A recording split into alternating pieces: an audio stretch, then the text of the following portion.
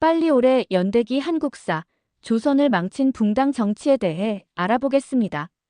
먼저 오늘 올린 영상에 문제가 있어서 삭제하고 다시 올리게 된 것 사과드립니다.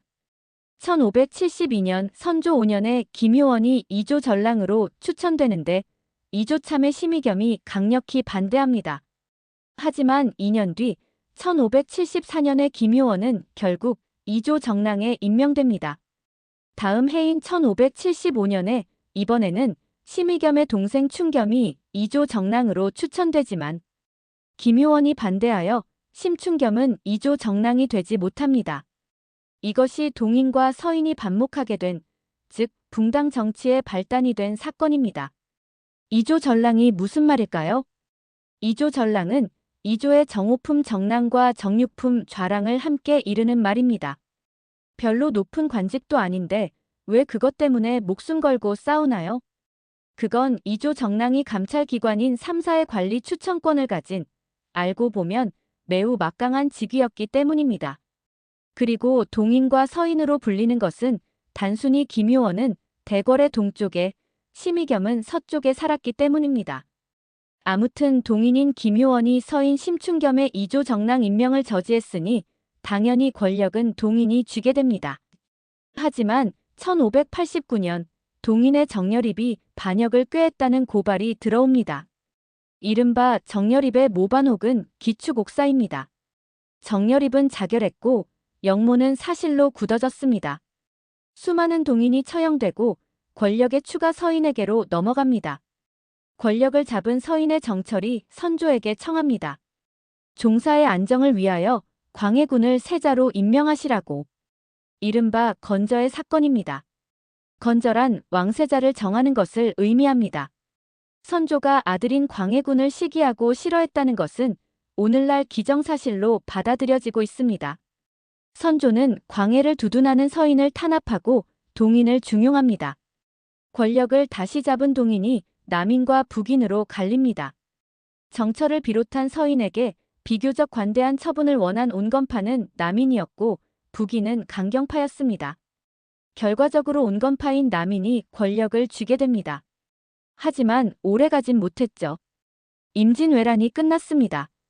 의병장들이 귀환했습니다. 그들 중 다수가 북인이어서 북인이 권력을 잡습니다.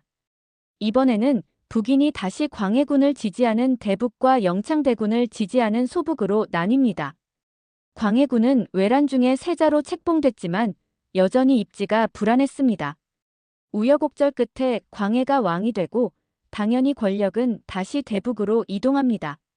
이때 소북은 소멸합니다. 큰 북, 즉 대북은 넓은 바다를 향해 치고 작은 북은 영창에 걸어두자. 이렇게 외울게요.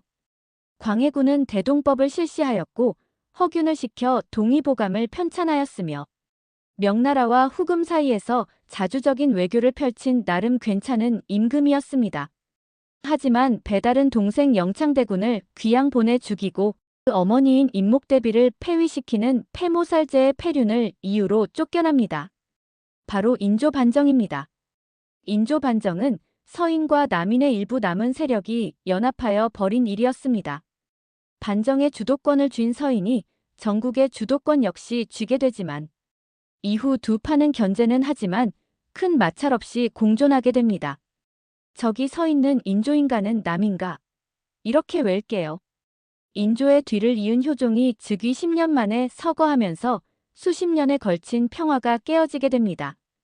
왕의 서거 후에 자의대비가 상복을 입어야 하는 기간을 두고 논쟁이 벌어진 것입니다. 이른바 1차 예속 논쟁 혹은 기해 예속 논쟁입니다. 효종이 인조의 장남이 아닌 차남이었기 때문에 생긴 논쟁입니다. 인조의 장남 소현세자는 병자호란 때 청나라의 인질로 잡혀갔다가 귀국 후 돌연 사망하였습니다. 남인은 왕의 장례이니 당연히 3년간 상복을 입어야 한다고 주장했고 서인은 효종이 왕의 장자가 아니므로 1년 상복, 즉 기년복을 주장했습니다. 서인의 주장이 받아들여졌고 남인은 조정에서 축출되었습니다. 효종 서거 15년 후에 효종의 비가 사망하자 2차 예송, 갑인 예송 논쟁이 벌어집니다.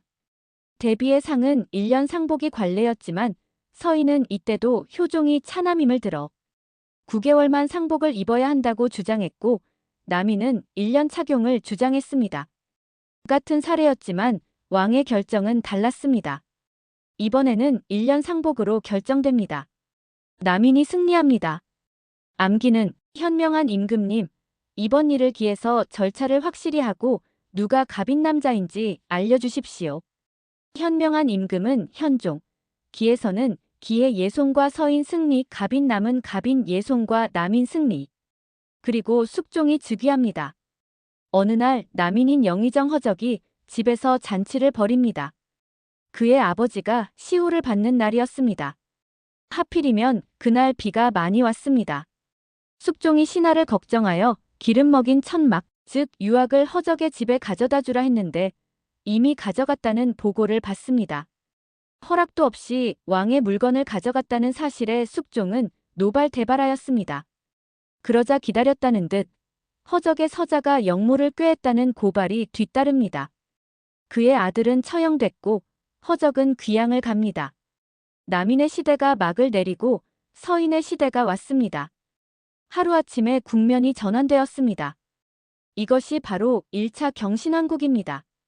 숙종에게는 총애하는 빈이 있었습니다. 바로 장희빈이죠. 어느 날 숙종이 신하들을 불러 장희빈의 아들을 세자로 임명하겠다 합니다. 후일의 경종이죠. 서인들이 당장 반발하고 나섰고 남인은 찬성합니다. 숙종은 자기 뜻을 관철했고 남인이 승리합니다. 이것이 2차 기사환국입니다. 숙종의 변덕은 정말 죽을 듯합니다. 왕은 다시 신하들을 불러들입니다. 그리고 패비가 된 중전을 복권해서 다시 대궐로 불러들이겠다 합니다. 서인은 당연히 찬성하고 그렇게 되면 권력 기반을 잃게 될 남인은 반대합니다. 왕은 생각대로 밀어붙였고 다시 서인이 승리한 것이 3차 갑술환국의 전말이라 추정하지만 사실 3차 환국의 정확한 원인은 알 수 없습니다. 세 차례의 환국이 모두 왕권 강화를 위한 숙종의 계략이었다는 설이 더 설득력이 있습니다. 경신기사 갑술환국, 서인 남인 서인, 숙종의 환국정치. 경기 갑자기 안 좋아지네 서남서로 가서 쑥대밭이 된 국면을 전환해야겠다. 권력을 잡은 서인이 다시 노론과 소론으로 갈라섭니다. 소론은 경종을 차기 왕으로 지지하고 노론은 잉여군, 즉 영조를 지지하는 세력입니다. 경종이 먼저 왕이 됐으니 당연히 소론이 먼저 권력을 잡았고 영조가 왕이 됐을 때는 노론이 권력을 잡습니다. 아주 자연스럽게 평화롭게 권력이 교체된 것처럼 보일 수 있지만 아닙니다. 그 사이 많은 사람이 죽어나갔습니다. 소경노영, 소론은 경종, 노론은 영조 지지. 영조 치세에 사도세자가 뒤주 안에서 죽습니다. 후일 그의 아들이 왕이 되니 정조입니다.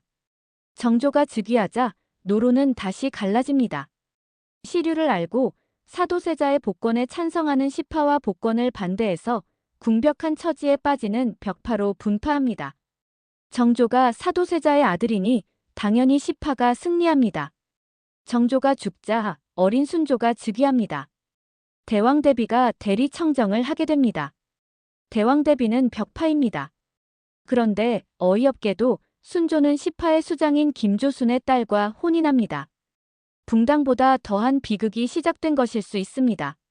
순조의 장인 김조순으로부터 안동 김씨의 세도 정치가 시작됩니다.